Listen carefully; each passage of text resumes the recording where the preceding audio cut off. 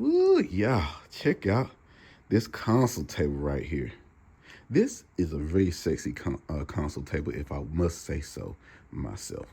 It has like a marble, like a white marble feel. It was very, very easy to put together, guys. It took me maybe 20 minutes, and that's including taking it out the box and putting it all together. It might have took 30, but I love it. We went with the white, black, and gold aspect of it.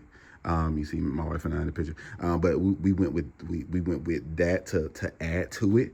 But I love it. It's a good size. It fits in most spaces, whether you have it at the front entryway or in a little ducked off corner like this in my house. It'll fit any type of feng shui feel that you're looking for. So guys, if you need a nice console table that's elegant and fly and can pretty much match with any aesthetic that because this could be, we could have a gray, backdrop. It could be blue. It could be, it could be whatever because it's white and it's gold and that fits with most things. Okay. So if you're looking for something like that, then I would highly recommend grabbing this bad baby on Amazon. Peace, y'all.